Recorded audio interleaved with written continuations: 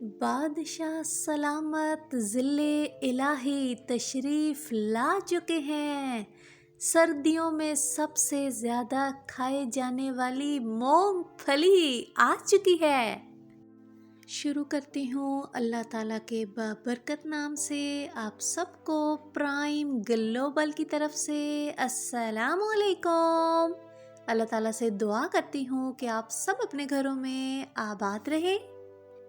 सर्दियों का मज़ा दोबाला होता है ड्राई फ्रूट से, लेकिन ड्राई फ्रूट के रेट इतने बढ़ चुके हैं कि चलगोज़ा, अखरोट, बादाम अब हमारी पहुंच से दूर होते जा रहे हैं।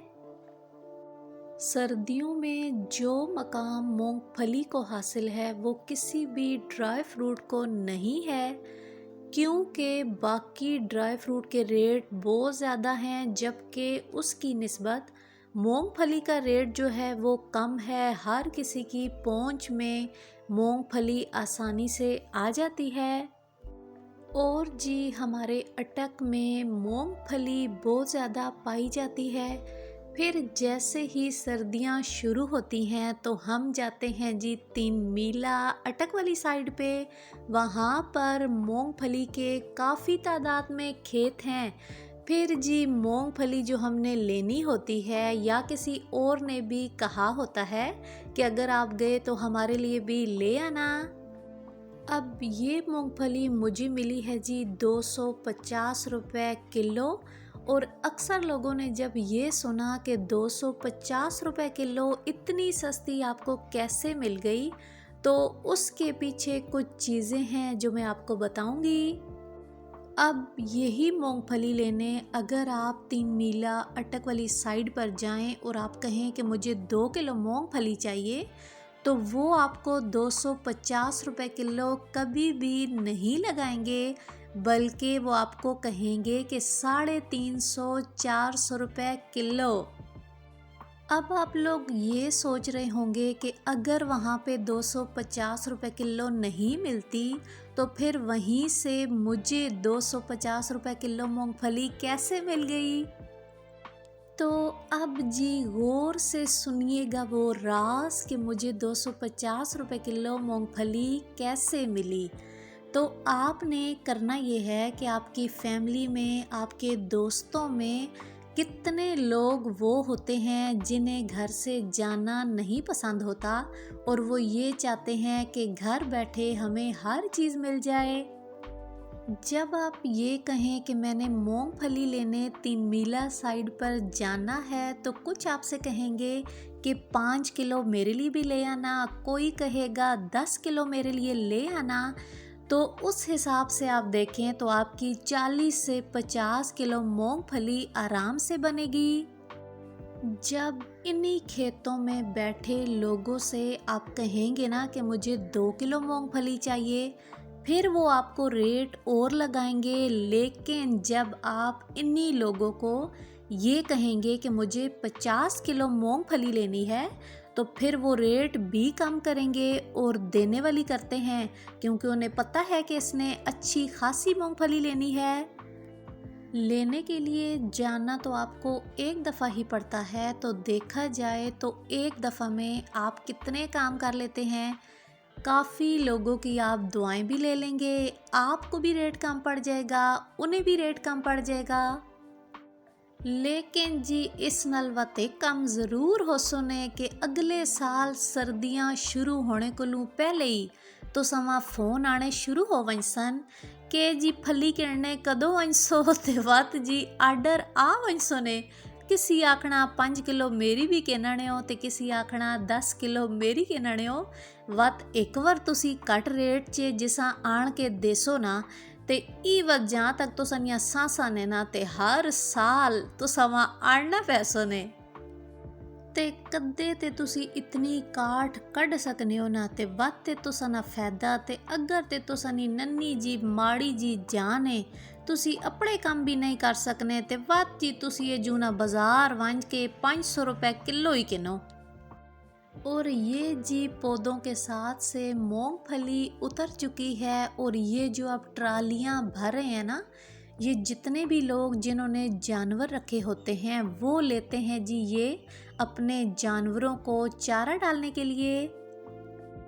इस ढेर को देख के यकीन जाने इतना दिल कर रहा था ना कि काश ये यहाँ पर ना होते और हम अपने बचपन की तरह इस घास के ऊपर जंपे लगाते, अपने बचपन की यादों को ताज़ा करते। लेकिन जी अफसोस कि इनके सामने अब हम इधर जंपे तो नहीं लगा सकते थे, लेकिन ये है कि अपनी बचपन की यादों को ताज़ा ज़रूर किया और अपने बच्चों को भी वो सारी चीज़ें दिखाई कि किस तरह खेतों से मूंगफली निकालते हैं, फिर उसे तोड़ते हैं, कैसे बेचते हैं और पीछे बच जाने वाले घास को ट्रालियों में भरकर कहाँ पहुँचाते हैं।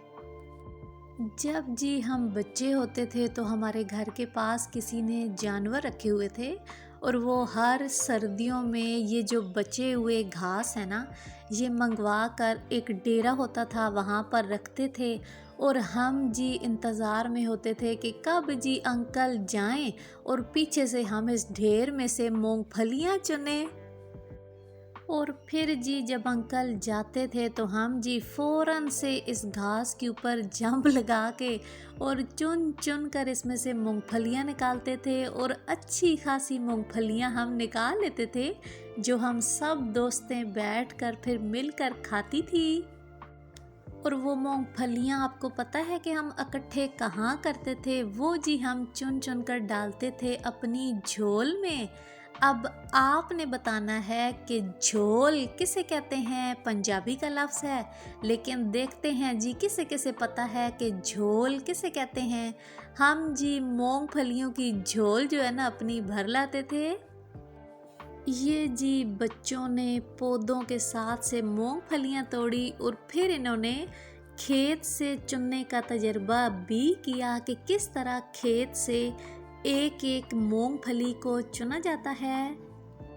वीडियो आज जी आपको पसंद तो चैनल को लाइक, शेयर और सब्सक्राइब करना मत भूलिएगा।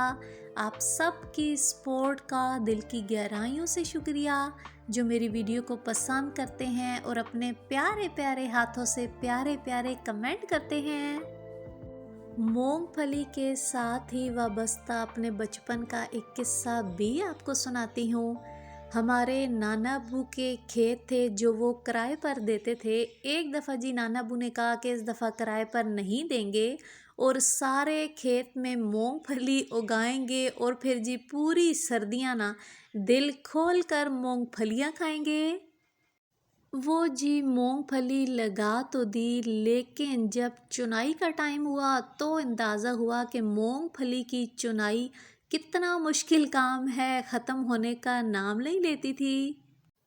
कोई भी काम जब आप करते हैं तो उस पे मेहनत ज़रूर लगती है, लेकिन उस मेहनत का फिर जो आपको फल मिलता है ना, वो आपकी सारी उस थकावट को ख़त्म कर देता है। ये जी सारी वीडियो हैं तिमीला अटक के खेतों की।